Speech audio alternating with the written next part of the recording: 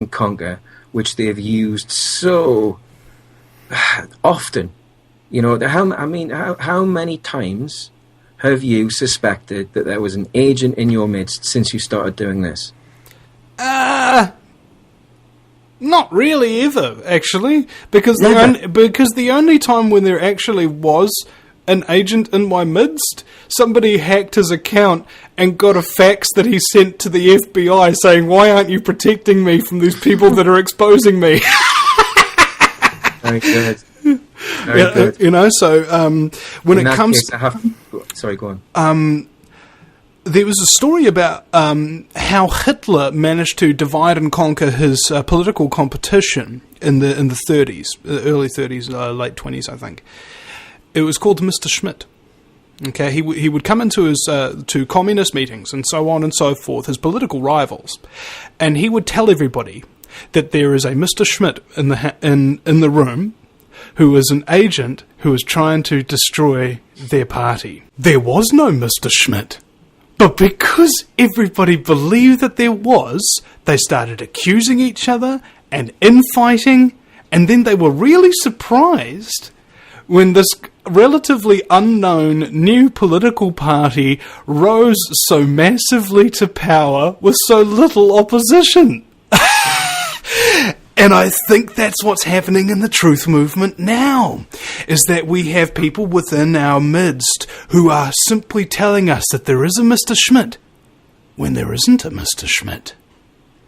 Well, I do understand where you're coming from with that, but I have had a completely different experience, which I'll now attempt to relate.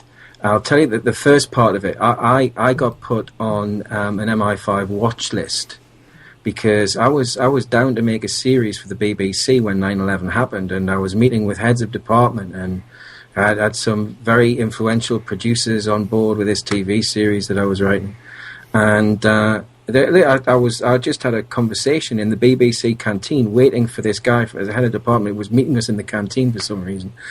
And I just had a conversation with a couple of producers I was with and said, what do you think about 9/11, man? That something was definitely wrong there. He says, oh, you don't want to start talking like that. No, that nothing could be further. I don't even want to discuss it. Straight away, shut down in flames. But of course, I wouldn't let it go. So I keep, no, you obviously haven't looked at it. It was this had been written. It was scripted. It was scripted. Surely you must have seen all the press releases must have been written in advance. They couldn't possibly get all that information together so quickly. And they go, no. And that people were listening, and I thought, no, I didn't give a shit. I really didn't give a shit. But nevertheless, not for the first time in my life, it did come home to roost, because it's like all of a sudden, no one is interested in doing anything. They're letting me down as gently as possible. They don't want to provoke me. But suddenly everything just gets shut down. And then I found out that a couple of left-wing film directors were actually blacklisted in the 70s and 80s for their communist beliefs. And this was during a time when one of them was called Ken Loach, who's very famous.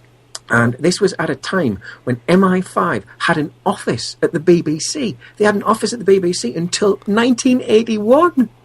And the BBC claimed they were using an office in the building, nothing more. Oh, not vetting every single BBC employee, including the stars, so-called, etc. Well, from that point, you see, I knew my communications were being bugged because I heard them on the line. It was barbaric by comparison. The technology then, it was easy to pick up. And I moved from London to Amsterdam, and I was living at a great place in Amsterdam, having a fantastic time. But I kept noticing people at the airport. I mean, and I thought you're getting paranoid. You're imagining it. It's not true. And then this one day I was taking a flight on my own to Scandinavia, and I noticed there was a really odd-looking guy in Bermuda shorts and a flowery shirt carrying a bag, and he was looking at me, and he seemed to be everywhere I was, looking at me and then looking away. And so I thought nothing. I thought, right, I'm just going to get on with my business. And I went through passport control. He's just behind me. I put all the bags through, and I'm just picking up my bags at the end. All of a sudden, he puts his hand on my arm, said, "Where are you going? And what have you got in your bag?" I said, "It's just been through the X-ray." "Well, and who are you?" And he pulls out his bag, and it was Dutch undercover police, and they've been tracking me. He said, "What have you got in there?" I said, "I've got some contracts in there. I'm taking them to a meeting in Denmark. Check." what did you think I had in there? Coke. And he's like, well, we didn't know. I says, come on, man, I've just been through the x-ray machine. What are you doing? And anyway, he couldn't do anything. He had to walk away. But from that point onwards, I was quite wary, Vinny. So I get back to the flat, and I tell my wife at the time what had gone on. And, I mean, you know, we did laugh it off. But a few days later, we noticed that there was a flat across the canal from us. And there was a red light in the window, and it was an empty flat. And a red light just appeared from nowhere. It could have been a camera. And anyway, so we let it go past a few weeks, thought we'd humour them, and lo and behold, we could make out a camera in certain lights. There was a camera on the windowsill, and then a curtain appeared, and it was poking through a gap in the curtain. So I decided I would take the piss a little bit. So we had a balcony, and one Saturday morning, I rolled up a big fat one, and it really was a big fat one, and I put on my wife's purple dressing gown backwards with shades and a bandana, and I went out and I waved at the camera, and then I turned round and pulled the dressing gown apart and showed them my two big fat hairy arse cheeks. And within a few hours they were gone, and they never came back. There was no light, there was no camera. It was wound up.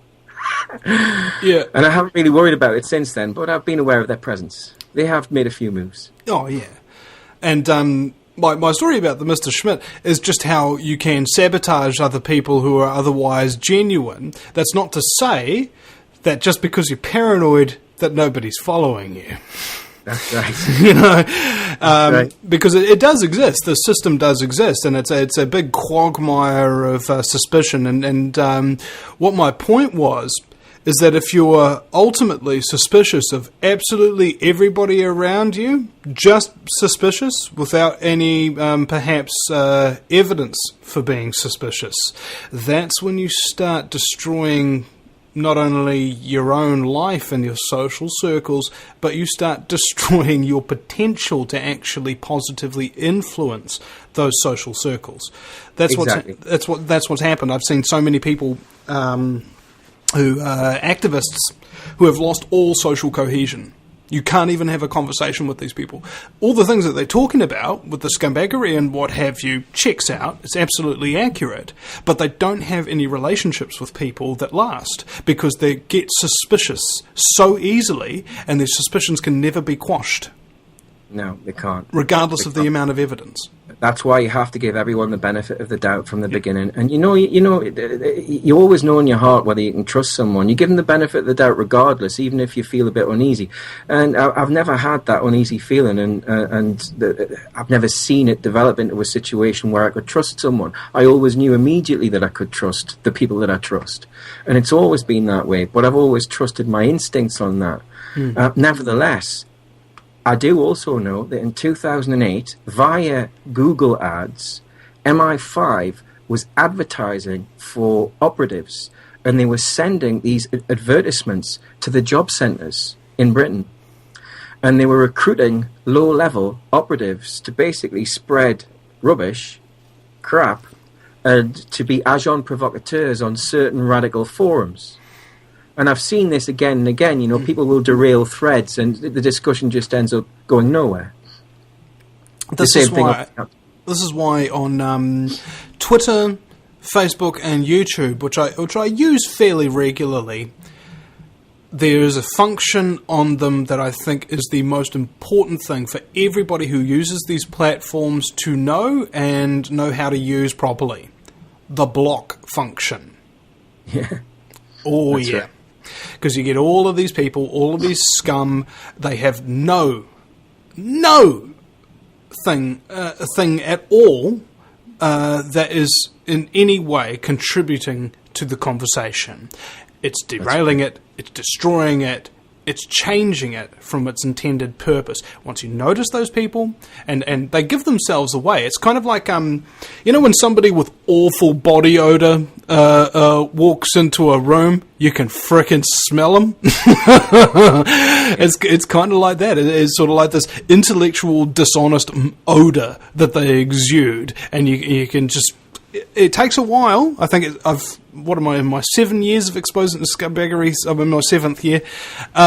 It's taken a while for me to actually sort of get it, and now it's kind of like I don't even intellectualize it anymore. Before I had to think, before I had to analyze, before I had to question, but now it's like by instinct, just kind of like how a Marine can take apart and strip a weapon without looking at it. Yeah. I know exactly what you mean. Something similar has been said about myself a few times by one of my closest associates. So I understand where you're coming from. You can just you can smell them. You can smell them. You're right. Yeah. Okay. Well, I think that this is a decent place to wrap it up. I want to thank you very much for your time today and your honesty, and I actually do want to recommend specifically that people do check out your other works and what have you, because it's, despite this conversation being really, really good and in depth, it's not all there is to you. It's insufficient. There is more of higher value for the listeners to go and check out. And I want to encourage you, just personally, listeners, just go and frickin' do it, okay? Just go and do it, all right? I pay taxes, to a degree, but my justification for doing that is so that I can interview all the people who don't and can teach you how to not do it either, so that one day I can hopefully contribute to a society where it will be recognised 100% for the fraud that it is, and those who refuse to pay them do not get the consequences that those who are pioneering the road ahead today are suffering from. And I want to thank you for taking it on the chin on behalf of myself and basically the entire human race, who you, by proxy, are attempting to free. And it's an incredibly honourable thing, and it speaks well of humanity as a whole that people like you still exist, despite all of the machinations of scumbaggery that are around us every day. Well, thank you from the bottom of my heart, and right back at you, because, it's not an easy thing to do, either what you're doing or what I'm doing, and I think there's a lot of crossover as well. And I want to thank you for inviting me on your program and giving me the opportunity to spread this information further than it's ever been spread before. And I would be absolutely delighted to come back and talk again if ever you wanted to invite me. So, now, could you please recite your website one last time, and then we're all done. It is self-realization.com. And I would also like to give a little plug to a new website that's just been launched this week by another trustee of UCT. It's called roguemail.org, and you can see a lot of very brilliant, prescient work on that site. I think that's about it for the plugs. All right. Well, actually, one more. This is a listener-supported broadcast, ladies and gentlemen. Without you and your donations, the show would not exist. I also want to thank you, the listeners who donate for this. Also, I am moving house and getting married, and my missus' muffler on her car has broken in half, so I need about $2,500 within the next week or so. So if it's at all possible, if there's anybody out there who hasn't currently been bankrupted by the system, I'm sure there's like 3, please donate some money at the VinnyEastwoodShow.com. Make a donation either into the bank account or through PayPal, and there's also a subscribe button there as well, so you can make regular contributions, so that I can basically ease back on the begging for donations, because I only really beg for them when I really need them. And today I am begging you, begging please, begging on my knees at the